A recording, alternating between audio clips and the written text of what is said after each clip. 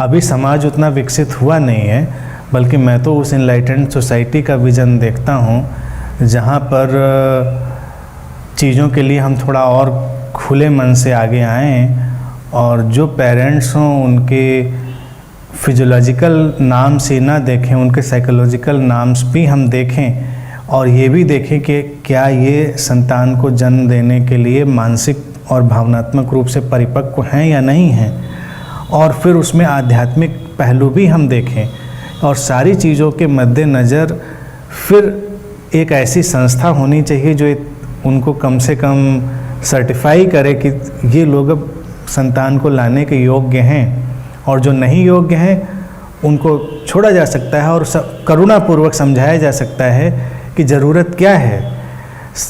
उन बच्चों को आने दो जो ज़्यादा स्वस्थ, समझदार, प्रतिभाशाली होंगे, और समाज एक नए ढंग से आगे बढ़ेगा।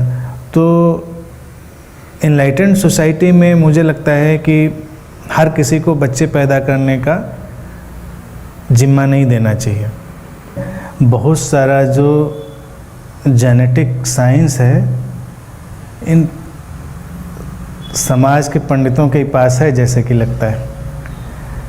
जेनेटिक साइंस को जेनेटिक साइंस की तरह से ही स्टडी करना चाहिए, और ये जो कास्ट का विभाजन है ये तो बहुत बड़ी समस्या है, और इसको तो ख़त्म ही करना चाहिए। और मुझे लगता है नई जनरेशन को तो इन सब चीज़ों को गड़मट कर देना चाहिए, ख़त्म कर देना चाहिए, और आने वाले जो उनके बच्चे हैं उनको तो बिल्कुल कलर फ्री कर देना चाहिए उन चीज़ों से। और तुम ही लोगों को एक साहस करना है, तुम ही लोग आगे बढ़ोगे और उसको एक सारे कलर्स हटा के उनको एक डिवाइन कलर है जो उसमें उनको आने देने की ज़रूरत है। और रहा सवाल कर्मा का, कर्मा है, लेकिन कर्मा बहुत कॉम्प्लिकेटेड इशू है, वो इतना जनरलाइज्ड इशू नहीं है, क्योंकि कर्मा के सिद्धांत पर भी इंसान का बहुत एक्सप्लॉयटेशन होता रहा है, शोषण होता रहा है। कि अमीर घर में एक बच्चा पैदा होगा तो कहेंगे अब उसका कर्म है, गरीब को गरीब हम बनाए रखेंगे और कहेंगे उसका कर्म है।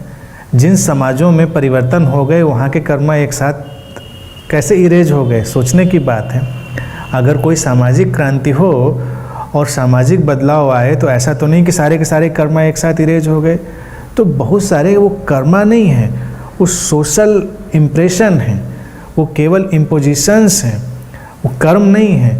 तो हम वो बड़े तौर पर बदलाव ला सकते हैं। अब शिक्षा का अभाव है तो हम किसी को कहेंगे अशिक्षित कोई व्यक्ति रह रहा है तो उसका कर्मा है। हम शिक्षा की व्यवस्थाएं नहीं जुटा पा रहे हैं, हम शिक्षा की व्यवस्थाएं जुटाएं, हम उन बदलावों को लाएं तो अचानक वो कर्मा चेंज हो जाएंगे। कर्म हमारे विचारों की एक धारा है जो हम तक लौटती है हमारे इनर वर्ल्ड से, लेकिन आउटर सिचुएशंस कर्मा से उतना जुड़ी हुई नहीं है। हमारे संबंध कर्मा से जुड़े हैं, लेकिन संबंध भी ट्रांसफॉर्म होते हैं, रूपांतरित होते हैं, और हम जितना स्पेस जिस चीज़ के लिए देते हैं उतने ही स्पेस में वो चीज़ें भरती हैं। यानी कि अगर एक समाज कलेक्टिवली किसी विचार को बदल डाले तो कलेक्टिवली बहुत सारे लोगों के कर्मा और उनकी वो चीज़ें एकदम से बदलेंगी। कि हमको कोई चीज़ बड़ी आसानी से मिल रही हो, बड़ी इजी में, तो हम उसके लिए अपने को बदलना नहीं चाहते। हम अपनी जिनको हम खराब आदतें कहते हैं वो इसीलिए क्योंकि वो इजी गोइंग हैं, और कुछ अच्छा करना हो, हमको किसी चीज़ में विकसित होना हो, थोड़ा एफ़र्ट करना पड़ता है, संघर्ष करना पड़ता है।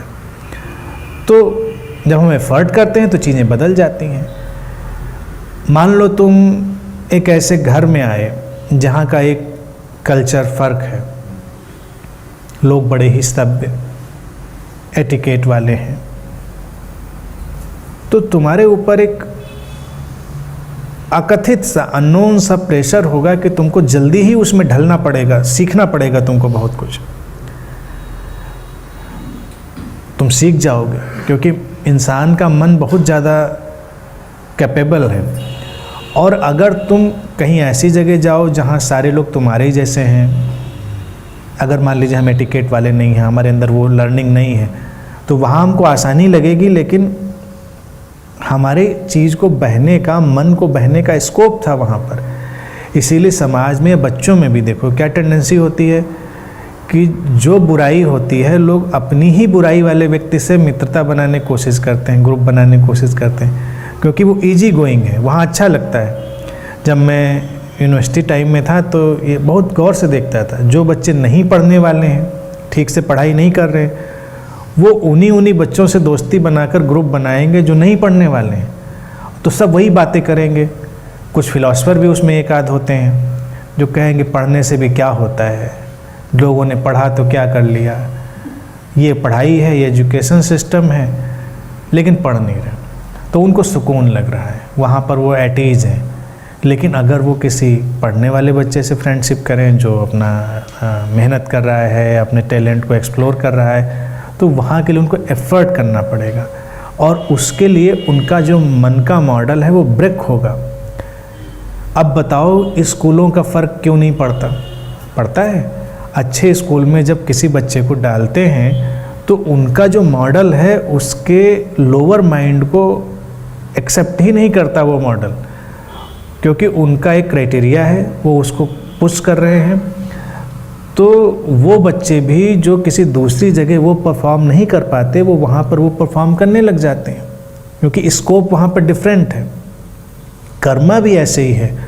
अगर हम लोअर सिचुएशंस बहुत बनाकर रखेंगे तो हमको लोअर कर्मा ज़्यादा दिखाई देगा, लेकिन अगर हम वो सिचुएशंस ही विड्रॉ कर लें, लोअर सिचुएशंस, तो वो कर्मा भी इरेडिकेट हो जाएगा, ख़त्म हो जाएगा।